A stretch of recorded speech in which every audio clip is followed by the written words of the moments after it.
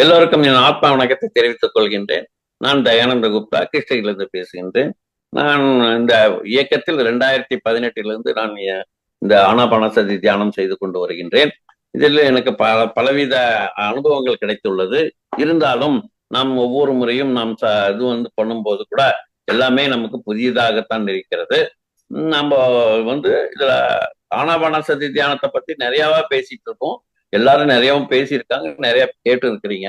அந்த வகையில பார்க்கும்போது நம்ம என்னன்னா எல்லாமே கிடைக்குது சார். தியானத்தை மட்டும் இல்ல, இதுல ஞானம் கிடைக்குது, ஞானத்தினால நமக்கு முக்தி கிடைக்குது, முக்தினால நமக்கு மோட்சம் கிடைக்குது. அப்போ நம்ம என்ன செய்யணும், இந்த ஆனாபானசதி தியானத்தை கண்டினியூ பண்ணணும். என்ன சார் இன்னைக்கு போனோம், வாங்கணும், சமைச்சோம், சாப்பிட்டோம்ங்கிறது இல்லை. இது கண்டினியூட்டி. நம்ம மூச்சு எப்படி இருக்கோ, எவ்வளவு இருக்கோ அந்த மாதிரி மூச்சு இருக்கிற வரையும் நம்ம ஆனாபானசதி செய்யணும், தியானம் செய்யணும். அப்படி செய்யறதா பாக்கியம். பாக்கியம் தான் நமக்கு எல்லாமே தேவை. சரி சார், இத தியானத்தை கற்றுக் கொடுத்த ஞானத்தையும் கொடுத்த பிதாமகா பத்ரிஜி அவர்களுக்கும், சொர்ணமாலா பத்ரிஜி அவர்களுக்கும், மகாவதார் பாபாஜி அவர்களுக்கும், சதானந்த யோகி அவர்களுக்கும், காசிரெட்டி நாயனா அவர்களுக்கும் மற்றும் பிரபஞ்ச சக்தி விஸ்வசக்தி பஞ்சபூதங்களுக்கும் பூர்ணாத்மா சர்வாத்மா அம்சாத்மாக்களுக்கும் ஆஸ்ட்ரிஷன் மாஸ்டர் சிரியன் மாஸ்டர் சேத் மாஸ்டர்களுக்கும் என் வணக்கத்தை தெரிவித்துக் கொண்டு இந்த வாய்ப்பை அள்ளி கொடுத்த பழனிப்பன் சார் அவர்களுக்கும், இந்த மகாவதார் ஃபவுண்டேஷன் அவர்களுக்கும், ஆத்ம நண்பர்கள் உங்களுக்கும் என்னுடைய மற்றும் ஒரு முறை நன்றியை வணக்கத்தையும் நன்றி தெரிவித்துக் கொள்கின்றேன். இன்னைக்கு ஒரு அற்புதமான நாள். இந்த நாள் இன்னைக்கு என்ன சொல்றதுன்னா சனிக்கிழமை, அதுவும் இல்லாம நிறைஞ்ச பௌர்ணமின்னு நினைக்கிறேன். அப்போ இந்த நாள்ல நம்ம ஒரு ஆனந்தம்ன்ற பேச்சு கேட்டாவே ஆனந்தம் தான் இல்லைங்களா? ஆனந்தங்கிற பேச்சுக்கு வேற பேச்சு உண்டா? உண்டு. ஆனா மகிழ்ச்சி, சந்தோஷம் அப்படின்லாம் நிறைய சொல்லுவாங்க. இந்த ஆனந்தத்தை எப்படி இந்த பேர் வச்சாங்கிறதுக்கு பெரிய உரையாடலே நடக்குது. லட்சுமி தேவிக்கும் சரஸ்வதி தேவிக்கும் ஆனந்த கருணேஷுக்கும். ஒவ்வொருத்தரும் இந்த புத்தகத்தை எழுதிட்டா மாட்டா இதுக்கு ஒரு பேர் வைங்கன்னு சொல்லி கேட்கிறாரு ஆனந்த கருணேஷ். அந்த காரணம் அவர் கேட்கும் போது சரி நீங்களே செலக்ட் பண்ணுங்கன்னு சொல்றாங்க. ஒவ்வொருத்தரும் ஒவ்வொரு பேர் வைக்கிறாங்க. ஆனா ஒவ்வொரு பேர் வைக்கும்போது ஆனந்தம்னு வருது, மகிழ்ச்சின்னு வருது, ஏதோ சொல்றாங்க. ஆனா ஆனந்தத்தின் 1000 விதைகள் சொன்ன உடனே லட்சுமி தேவிக்கு ரொம்ப சந்தோஷம் ஆயிடுது. ஆகா அற்புதமா இருக்கு இந்த பேரு, இதே வைங்கன்னு சொல்றாங்க. இத்தனையும் எல்லாமே ஆனந்த கருணேஷுக்கு கிடைச்ச ஒரு கான்வர்சேஷன் ஃப்ரம் லட்சுமி தேவியும் சரஸ்வதி தேவி தான். இந்த டோட்டல் புக்கே என்னன்னா கான்வர்சேஷன் தான். இந்த புக்ல கான்வர்சேஷன் தான். அந்த கான்வர்சேஷன் யாரா இருக்குன்னா லட்சுமி தேவிக்கும் சரஸ்வதி தேவி கேட்கிறாரு, லட்சுமி தேவி கேட்கிறாரு, ஆனந்த கருணேஷோட நம்ம இந்த டைலாக் பூராவுமே புத்தகத்துல இருக்கு. இந்த புத்தகம் ரொம்ப பிரமாதமான புத்தகம். இது நிறைய 2வது முறை 3வது முறை எல்லாம் எடிஷன் போயிருக்கு. அது மட்டும் இல்லாம நம்ம பிதாமகா பத்ரிஜி ஒவ்வொரு மீட்டிங்லயும் சொல்லுவாரு, ஒவ்வொருத்தர் கையிலயும் இந்த ஆனந்தத்தின் 1000 விதைகள் இந்த புத்தகத்தை இருக்கணும் அப்படின்னு சொல்லி இருக்கிறாரு. இது ஃபர்ஸ்ட் ஆங்கிலத்தில் தெலுங்குல போயிட்டு இப்போ தெலுங்குல இருந்து அருணா மேடம் அவங்க தான் ஆனந்தத்தின் 1000 விதைகள்ங்கிறத டிரான்ஸ்லேட் பண்ணியிருக்கிறாங்க, தமிழ்ல டிரான்ஸ்லேட் பண்ணியிருக்கிறாங்க. இப்போ அது வந்துகிட்டே இருக்கு. இன்னும் பாதி ஆயிடுச்சு, இன்னும் பாதி இருக்குன்னு சொன்னாங்க. அப்போ அந்த புஸ்தகங்கிறத அது ஒரு புத்தகமாக இல்லாமல் அது நம்முடைய அனுபவங்கள், நமக்கு கிடைச்ச ஒரு பெரிய சந்தேகங்கள், நமக்கு மனசுக்குள்ள ஏற்பட்டிருக்கக்கூடிய ஒரு பெரிய பிரச்சனைகளெல்லாம் எல்லாத்துக்கும் ஒரு தீர்வு அப்படின்றத நம்ம முடிவு கொண்டு வரலாம். ஏன்னா நம்ம பிதாமகா பத்ரிஜி என்ன சொல்லியிருக்காங்கன்னா 3 மணி நேரம் தியானம், 2 மணி நேரம் சுவாத்தியாயம், 1 மணி நேரம் சஜ்ஜன சாங்கத்தியம்ங்கிறார். அதாவது ஆனாபானசதி தியானத்தை 3 மணி நேரம் செய்யறதும், 2 மணி நேரம் சஜ்ஜன சாங்கத்தியம் செய்யறதும், 1 மணி நேரம் சுவாத்தியாயம், 2 மணி நேரம் சுவாத்தியாயம், 1 மணி நேரம் சஜ்ஜன சாங்கத்தியம். அந்த 2 மணி நேரம்ங்கிறது ஆன்மீக புத்தகங்களை படிக்கணும். ஆன்மீக புத்தகங்களை படிக்க என்னன்னா நமக்கு கிடைக்கும். நமக்கு என்னன்னா ஏற்படக்கூடிய தியானத்துல ஏற்படக்கூடிய அனுபவத்தில் ஏற்படக்கூடிய டெய்லி வாழ்க்கையில் ஏற்படக்கூடிய சந்தேகங்களுக்கெல்லாம் நமக்கு அப்பப்போ பதில் கிடைக்கும் அந்த ஆன்மீக புத்தகங்களை. சோ அதுக்காக தான் அவர் படிக்க சொல்றாரு. அவர் 1,50,000 புத்தகங்களை படிச்சு மனப்பாடம் பண்ணிட்டாரு. அவர் ஒரு முறை படிச்சாரு, திருப்பி இன்னொரு வாட்டி படிக்க வேண்டியதில்லை. இந்த புத்தகத்துல இந்த லைன்ல இந்த பேஜ்ல இது இருக்குன்னு சொல்லிடுவார். அப்படி அவர் பேசும்போதே நீங்க பார்த்திருக்கலாம், எத்தனையோ பகவத்கீதை ஸ்லோகங்கள்லாம் டக்கு டக்குன்னு சொல்லிட்டு இருப்பார். அந்த மாதிரி அவருக்கு அதனால எல்லாருமே படிக்கணும்னு சொல்றாரு. அது மட்டும் இல்லாம சஜ்ஜன சாங்கத்தியம் வந்து ரொம்ப முக்கியம். நம்ம கிடைச்ச அனுபவத்தையும் மற்றவங்களுக்கு கிடைச்ச அனுபவத்தையும் கேட்கணும், கொடுக்கணும் அப்படிங்கிறத வந்து அவருக்கு ரொம்ப பிடிச்சது. அதனால்தான் அவரு தியானம், சுவாத்தியாயம், சஜ்ஜன சாங்கத்தியம் முக்கியம் சொல்றாரு. சரி, இப்போ அதனால நமக்கு என்ன பெனிஃபிட்னா, இதை எழுதினவர் யாருன்னா ஆனந்த கருணேஷ் என்பவர். நமக்கு வந்து ஆனந்தம் என்றாலே அதுக்கு நிறைய அர்த்தங்கள் இருக்கு தமிழ்ல. சந்தோஷம், மகிழ்ச்சி, பேரானந்தம் போல பல பேர்கள் இருக்கு. கேட்டாலே அவன் நமக்கு வந்து அந்த ஆனந்தம் அப்படின்னு சொல்லாத நமக்கு வந்து நம்ம உடம்புல இருக்க செல்லுகளுக்கு எல்லாமே ஒரு பெரிய ஒரு உணர்ச்சி வந்த மாதிரி இருக்கு இல்லைங்களா? ஆனா என்ன ஆனந்தமப்பா, இதை பார்க்கும்போது ரொம்ப சந்தோஷமா இருக்குப்பா அப்படின்னு சொல்றோம்ல, அந்த அந்த ஒரு வைப்ரேஷன் நமக்கு கிடைக்குது. சந்தோஷம் என்பது நல்லது, ஒரு பாசிட்டிவ் எனர்ஜி இல்லைங்களா? இந்த வைப்ரேஷன் சந்தோஷம்ப்பா. நீ என்ன என்னப்பா பாஸ் பண்ணிட்டியா? ஆமா சார். ரொம்ப சந்தோஷம்ப்பா அப்படி நம்ம ஒரு பாசிட்டிவ் எனர்ஜி சொல்றோம். அதே ஒரு கல்யாணம் ஆயிடுச்சுங்க, குழந்தை பெற்ற கல்யாணம் ஆயிடுச்சுங்க, சந்தோஷம்ப்பா, நல்லதுப்பா, நல்லா நடக்கட்டும். குழந்தை உண்டாயிருக்கு அப்படின்னா அதுக்கும் அதே தான் சொல்லுவாங்க, சந்தோஷம்ப்பா, உனக்கு நல்லா ஒரு வாழ்க்கை அமைச்சிருச்சு அப்படின்னு எல்லாம் சொல்லுவாங்க. அந்த மாதிரி ஒவ்வொருத்துக்கும் சந்தோஷம் போதே அது வந்து கேட்கறவங்களுக்கும் சரி சொல்றவங்களுக்கும் சரி அது பெரிய வைப்ரேஷன், அது பாசிட்டிவ் வைப்ரேஷன். அப்போ நம்ம வந்து பொதுவாகவே வந்து இது வந்து சந்தோஷங்கிறத வந்து நம்ம ஒரு நம்மளுடைய வழக்கத்துல அது ஒரு பாசிட்டிவ் எனர்ஜியாவே நம்ம நினைக்கிறோம் இல்லைங்களா? பொதுவாகவே ஆன்மீகம் என்றால துக்கத்திலிருந்து விடுதலை என்று சொல்லுவாங்க. துக்கத்திலிருந்து விடுதலை.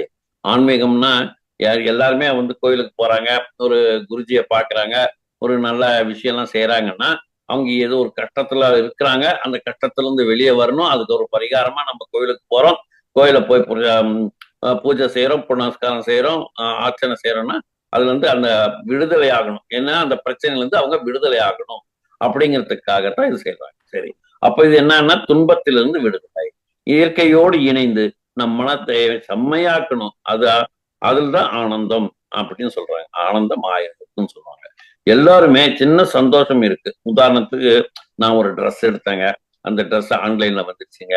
ஆன்லைன்ல போடும்போது வரையும் டவுட்டா இருந்ததுங்க. அப்புறம் வந்து மீஷோல வாங்கினேன், அதுல வாங்கினேன்னு சொல்லிட்டு அதை பார்த்தும்போது ரொம்ப திருப்தியா இருந்தது. இந்த ட்ரெஸ்ஸை போட்டுக்கிட்டு இருந்தேன்னா எல்லாம் பார்த்துட்டு, என்னப்பா இவ்வளவு அழகா இருக்க, என்ன 1000, 1500, ஓ நல்லா இருக்கப்பா அப்படின்னு சொல்லுவாங்க. ஆனா அது நல்லா இருக்குன்னு சொன்னாவே அந்த வேலை சரியாயிடும்.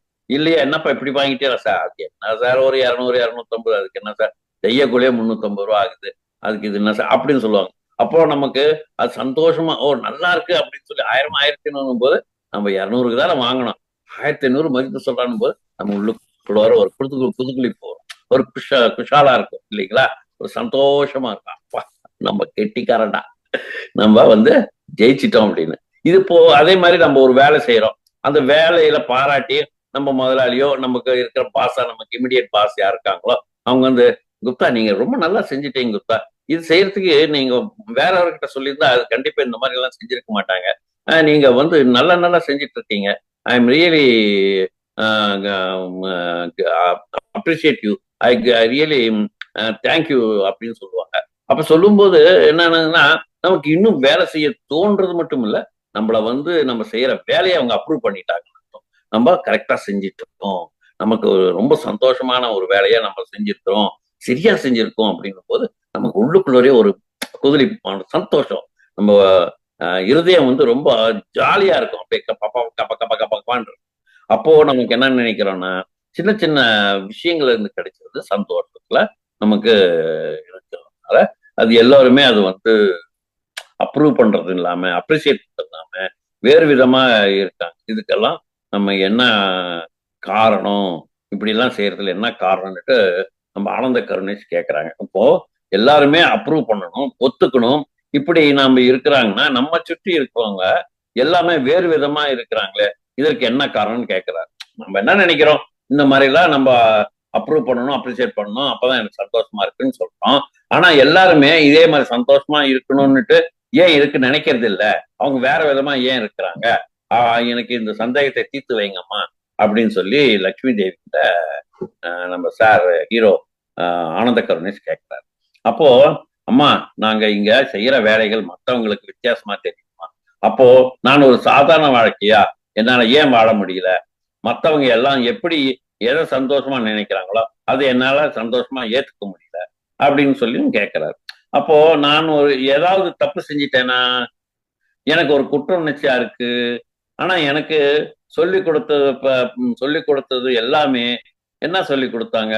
சின்னப்போ நமக்கு வந்துட்டு எல்லாருமே ஒத்துக்கணும், உன்னை நல்லவன்னு பாராட்டணும் அப்படின்னு சொல்லி கொடுத்தாங்களே, அதன்படி நான் வாழ்ந்தேனா? வாழ்ந்து வாழ்ந்து கொண்டு தான் இருக்கேன்னு அப்படின்னு சொல்றாரு. ஆனா இங்க வந்துட்டு இதுக்கு அப்புறமா அப்புறமாவது இது எல்லாமே மாறுது. இந்த இந்த ரெண்டுலயுமே பேலன்ஸ் செஞ்சு பண்ணிட்டு அத வாழ்க்க முடியல. ஆனா நீங்க என்னவோ சொல்லி எல்லாமே ஏத்துக்கணும் அப்படின்னு சொல்றீங்க, அப்படின்னு சொல்றாங்க கேட்கலாம். அப்போ நான் வந்து தப்பானவனா? எனக்கு தெரிய நான் தெரிய நான் சரியாதான் செய்யறேனா? இது எல்லாமே நமக்கு சின்ன வயசா இருந்து சொல்லி கொடுத்தது தானே. நம்ம பாட்டி சொன்னது, அவங்க அவங்க அம்மா சொன்ன, பாட்டி சொன்ன, அதாவது அவங்க தாத்தா சொன்னது எல்லாமே அவங்க வாழ்ந்துட்டு வந்தாங்க. அத நம்ம பாட்டியும் தாத்தாவும் சொன்னதை எங்க அப்பா அம்மா வாழ்ந்துட்டு வந்தாங்க. அவங்க வாழ்ந்தது தானே நானும் அதே மாதிரி ஃபாலோ பண்ணிட்டு வாழ்ந்துட்டு வரேன். ஆனா இதுல என்ன தவறு இருக்குது? ஏன் இப்படி சொல்றாங்க? இது ஏன் இந்த மாதிரி தவறுன்னு சொல்றாங்க அப்படின்னு எனக்கு தெரியலம்மா. எனக்கு கொஞ்சம் நீங்க விவரிச்சு சொல்லுங்க. எக்ஸாம்பிளா நான் இன்னும் கொஞ்சம் விவரமா சொல்லணும் அப்படின்னா, நீங்க சீதையா அவங்க வந்து அவதாரம் எடுக்கிறாங்க. அந்த அவதாரத்துல அந்த ராமாயணத்துல கூட ஸ்ரீராமர் கூட எப்படித்தான் வாழ்ந்தாருன்னா, கடைசி வாழ்ந்தாருன்னா அப்படின்னு சொல்லிட்டு கேட்கிறாங்க. ராமர் அப்படித்தான் வாழ்ந்தாருங்க. ஆமா, ராமர் கூட அப்படித்தான் வாழ்ந்தாரு. உங்களை கல்யாணம் பண்ணிக்கிட்டு நினைக்கும் போது கூட நம்ம சமுதாயம் என்ன நினைக்கும், நம்முடைய அரண்மனையில் இருக்க ராஜ்யசபால என்ன நினைக்கிறாங்க, எல்லோரும் இதைத்தானே வந்து அப்ஜெக்ட் பண்றாங்களா, இதை ஏத்துக்கிறாங்களா அப்படின்னு சொல்லிட்டு எல்லாத்தையும் கவனிச்சிட்டு தானே உங்களை கூட கல்யாணம் பண்ணிக்கிட்டாரு. சும்மா அப்படிலாம் ஒண்ணும் அவரு நீங்களும் ஒரு அவதார புருஷன், அவரும் ஒரு அவதார புருஷன்னுட்டு டக்குன்னுட்டு வால்மீகி கூப்பிட்டு இது அவரு இது வில்ல உடைக்க சொன்னாங்க, உடைச்சாங்க. விஸ்வாமித்தர் கூப்பிட்டு போனாரு, வில்ல தூக்க சொன்னாரு, தூக்குனா உடைச்சான் வந்தேன்னு அப்படிலாம் இல்லையா? அதுக்கு முன்னால இத்தனை எண்ணமும் அவருக்கு ஓடிக்கிட்டு இருக்குல்ல. நானும் வந்து அரண்மனையில என்ன சொல்லுவாங்களோ, ராஜ்யசபையில என்ன சொல்லுவாங்க, நம்ம சமுதாயம் என்ன சொல்லுவாங்களோன்னு அந்த காலுக்கு அந்த இதுக்கெல்லாம் கொடுத்துட்டு தானே இது பண்ணாரு. அப்ப அப்படி இருக்கும்போது அப்படிப்பட்ட ராமரே எல்லாத்தையும் சமுதாயத்துக்காக பண்ணும்போது நான் ஏன் மட்டும் அப்படி இருக்கக்கூடாது அப்படின்னு என்னால நான் ஏன் இருக்க முடியல? அது ஏன் எனக்கு வந்து குற்ற உணர்ச்சியாகப்படுது? அப்படிப்பட்ட தெய்வீக பிறவியே அப்படித்தான் வாழ்ந்தாரு அப்படின்னும் போது ஆனந்த கருணேஷ் தேவிடன் கேட்கிறாரு, நான் கூட ராமாயணம் பார்க்கும்போது இவ்வித அதாவது இந்த மாதிரிதான் தோணுது இல்லையா? இந்த மாதிரி தோன்றதுக்கு காரணம் என்ன அப்படின்னு அவரு வந்து அவருக்கு கூட கேட்டுக்காரு. ராமர் கூட என்ன சொல்றாரு, ஊர் ஜனங்க என்ன சொல்லுவாங்க, சமுதாயம் என்ன சொல்லுவாங்க, நம்முடைய அரண்மனையில் இருக்கிறவங்க என்ன சொல்லுவாங்க, இப்படி ஒவ்வொரு விஷயத்தையும் பார்த்து பார்த்து கவனிச்சு செய்யறாரே இல்லையா? இதுதான் நம்ம வந்து பார்த்த ராமாயணம், இதுதான் நாம கேட்ட ராமாயணம். அப்படி இருக்கும்போது அது எப்படி தவறாக இருக்கும் அப்படின்னு கேட்கிறாங்க. அது ஒன்றும் பெரிய பிரச்சனையே கிடையாது அப்படின்னு சொல்லிட்டு கேட்கிறாங்க. அதுக்கு அழகா சீதை, அதாவது மகாலட்சுமி நமக்கு இப்போ சீதையாக இருந்து அதுக்கான பதில்களை சொல்ல போறாங்க. சீதாதேவி நம்ம வணக்கத்தை சீதாதேவிக்கு நம்ம வணக்கத்தை தெரிவிச்சுக்கிறோம். அப்போ ஃப்ரெண்ட்ஸ், ஏன்னா அவ்வளவு அன்பு அவரோட இருக்க, இந்த அன்பை நாம தொடர்ந்து எப்பயுமே நம்மளோட இணைத்து கொள்ளணும் அப்படின்னு சொல்றாங்க ஃப்ரெண்ட்ஸ். அப்போ சீதை என்ன பண்றாங்க அப்படின்னு பார்க்கும்போது இதுக்கப்புறம் வந்து பதில் சொல்ல ஆரம்பிக்கிறாங்க. நீங்க வந்துட்டு ராமரை எப்படி பார்த்தீங்கன்னா அப்படின்னு மிகப்பெரிய தெய்வீக புருஷரா பார்க்கறீங்க, நமக்கு தெரியும். அவர் வந்துட்டு விஷ்ணு பகவானுடைய ஒரு அவதாரம் அப்படின்னு சொல்லிட்டு, ஆனா அவர் எப்படி பிறந்தார் அப்படின்னு அவர் ஒரு ஒரு பார்த்தோம்னா அவர் ஒரு சாதாரண மனிதனாக பிறந்து தன்னை எப்படி தெய்வீக தன் நிலைக்கு எடுத்துட்டு போக முடியும் அப்படிங்கிறத காட்டுவதற்காகவே அவர் எடுத்துக்காட்டாக அவர் பிறவி எடுத்தார், அவதாரம் எடுத்தார். ஒரு சாதாரண மனிதன் கூட தெய்வீகமாகலாம் அப்படிங்கிறது பிதாமக பத்ரிஜியர் தான் சொல்றாரு. அவர் சொல்லும்போது என்ன சொல்றாரு? My dear masters, my dear friends, my dear gods. Gods நம்ம எப்படி ஆக முடியும்? நம்ம தான் மனுஷனாச்சு அப்படின்னா, மனுஷனாக பிறந்தவங்க எல்லாம் கடவுளாகலையா? கிருஷ்ணர் வந்து மனுஷனாக பிறந்தா கடவுளானாரா? இயேசுநாதர் கடவுளாக மனிதனாக பிறந்து கடவுளானாரா? முகமது அவரு எப்படி பிறந்தாரு? அவரும் அதே மாதிரிதான் மனுஷனாக பிறந்த கடவுளானாரா? ராகவேந்திரர் மனுஷனாக பிறந்த கடவுளானாரா? மகா அவதார் பாபாஜி கடவுளாக பிறந்து மனிதனாக பிறந்து கடவுளானாரா? அப்படி இருக்கும்போது நீயே ஆகக்கூடாதுன்னா கேட்பாரு. என்ன சாமி இப்படி சொல்லிட்டீங்களே அப்படின்னா, நீயும் கடவுள் ஆகலாம், நீயும் கடவுள் தான். இப்போ ஒரு பக்கெட் தண்ணி எடுக்கிறீங்க, அந்த தண்ணியில இருந்து ஒரு டம்ளர் தண்ணி எடுத்தீங்கன்னா அந்த தண்ணி வேற இந்த தண்ணி வேறன்னு சொல்ல முடியுமா? கடவுளுங்கிறது ஒரு பெரிய ஒரு இதுன்னு வச்சுக்கிட்டீங்கன்னா, ஒரு பக்கெட்ல இருக்க தண்ணின்னா, இப்ப நாமெல்லாம் அதுல வந்து எடுத்து மொண்டுகிட்ட ஒரு சின்ன ஸ்பூனு இல்லையா ஒரு டம்ளர்ல தண்ணின்னு வச்சுக்கிட்டா அதனுடைய பாகம் தானே நாம. அப்ப அது அது கடவுள்னா அப்ப நீங்க கடவுள் ஆகக்கூடாது அப்படின்னு தான் சொல்லுவார் பத்ரிஜி. ஆகையால எல்லாருமே நாமளும் கடவுள் தான் அப்படின்னு சொல்லுவார். ஒரு சாதாரண, அதாவது அந்த பிறந்தாங்க, வாழ்ந்தாங்க, அவங்களுடைய டிஎன்ஏ என்னன்னு ஒர்க் அவுட் ஆச்சுங்களா அது பின்னால பார்க்கலாம். அந்த மாதிரி அவங்க வந்து தியானம் செஞ்சாங்க, பூஜை பண்ண அந்த மாதிரி செய்யும் போது அவங்களுக்கு வந்து அந்த கடவுள் தன்மை அவங்களுக்கு கிடைச்சிருச்சு. அதாவது சகஸ்கார நிலைக்கு போனாங்க, அவங்க கடவுள் ஆயிட்டாங்க. இப்ப நீங்க போக முடியுமா? அதுக்கு தானே தியானம், ஆனாபான சதி தியானம். அதுக்கு தானே அந்த தியானத்துல நீங்க வந்து கண்டிப்பாக நீங்க குணம் தெரிஞ்சுக்கலாம் அப்படிங்கிறது. அதாவது இந்த பிறவியினுடைய திட்டமே அப்படித்தான். அவர் வந்து பிளான் பண்ணிட்டு இந்த பூமி மேல வருகிறார். சோ அங்க எப்படி பிறந்தார், எப்படி பிறக்கிறார்? அவர் பிறக்கிறார், ஆனா அவர் வந்துட்டு ஒரு சாதாரண மனிதன் எப்படி இருப்பாரோ அப்படி வாழ்வதற்காகவே அவர் அந்த பிறவி எடுக்கிறார். ஒரு ராமருங்கிறது வந்து ஒரு ராமர் தான். அவர் வந்து தெய்வீக ராமர் கிடையாது, கடவுள் ராமர் கிடையாது, மனுஷனாக பிறந்த ராமர், அவ்வளவுதான். அந்த பிறவி எடுத்துக்கிட்டு இருக்காருன்னா அந்த பிறவிக்கு உண்டான என்னென்ன குணங்கள் இருக்கோ அதையெல்லாம் அவர் செய்யறாரு. எக்ஸ்ட்ரா அவர் எதுவுமே செய்யல. தன்னை முழுமையாக அர்ப்பணித்துக் கொண்டார். அவர் அந்த தெய்வீக நிலைய அவர் வந்து தன்னுடைய இந்த பிறவியில இந்த நிலையில தன்மையை எல்லாத்தையுமே எதையுமே அவர் வந்து இந்த ஞாபகம் வச்சுக்கல. அவர் வந்து தான் தெய்வீகம் அப்படிங்கிறத எதுவுமே அவர் ஞாபகம் வச்சுக்காம அவர் ஒரு ராமர் அப்படிங்கிறது மட்டும் வச்சுக்கிட்டு இந்த அதை வந்துட்டு தனக்குள்ள இருந்து ஒரு உணரல. ஆனா வந்துட்டு முழுமையாக ஒரு மனிதன் பிறந்து எப்படி வாழணுமோ அப்படிங்கிறத வந்து தெரிஞ்சுக்கிட்டு அதுக்கு தகுந்த மாதிரி வாழ்ந்தார்.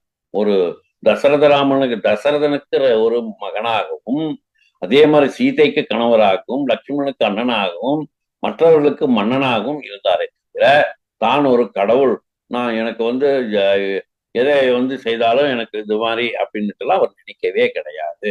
அது எல்லாமே மறந்துட்டு அதெல்லாம் வச்சு அங்கே பெட்டியில வச்சு பூட்டிட்டு அவர் தானா வந்து பிறந்தவர், மனுஷனாக பிறந்தார். மனிதனுடைய குணங்கள் எல்லாமே அவருக்கு இருந்தது. சாதாரணமாக அவர் எப்படி இருப்பாரோ, ஒரு மன்னன் எப்படி இருப்பாரோ அப்படி இருந்தார். மன்னவன் வந்து எப்படி இருப்பார் அப்படி இருந்தார். ஒரு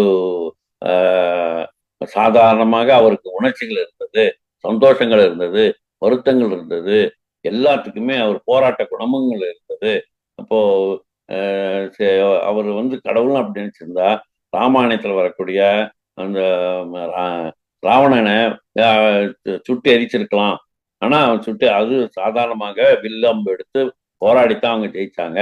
அந்த மாதிரிதான். அதே மாதிரி சீதா தேவி எங்க இருக்கான்னு ஒரு தெய்வத்துக்குன்னா கண்டிப்பா தெரியும். அவர் தானாக போய் அப்படி எடுத்துட்டு இப்படி வந்திருக்கலாம், இப்படி போய் அப்படி வந்திருக்கலாம். ஆனா அது மாதிரி அவர் செய்யல. அது போல எல்லா விஷயத்தையும் எடுக்கும்போது ஒரு மனிதனாக பிறந்து மனிதனாக வாழ்ந்து அந்த மனித தன்மையில இருந்து தெய்வீகத்தன்மைக்கு எப்படி போலாங்கிறத காண்பிக்கிறதுக்காகவே ஒரு உதாரண புருஷனாகவே அவர் வாழ்ந்தாரு அப்படின்னு சொல்றாங்க. இப்போ இன்னைக்கு இது வந்து இதோட முடிச்சுக்கிட்டு அடுத்த ஒரு வாய்ப்பு கிடைக்கும் போது மீதி பார்க்க நம்ம தொடரலாம். ஏன்னா இது வந்து எல்லாமே டைலாக்ஸ் தான். இதுல வந்து தத்துவத்தை சொல்றதுன்னா டைலாக்ஸ் மூலியமா நான் அவங்க வந்து பேசுனது, அதாவது ஆனந்த கருணேஷும் மகாலட்சுமி தேவியும் அதே மாதிரி சரஸ்வதி தேவியும் அவங்க எல்லாருமே பேசுனதை வந்து அற்புதமா அவங்க எழுதி கொடுத்துருக்காங்க.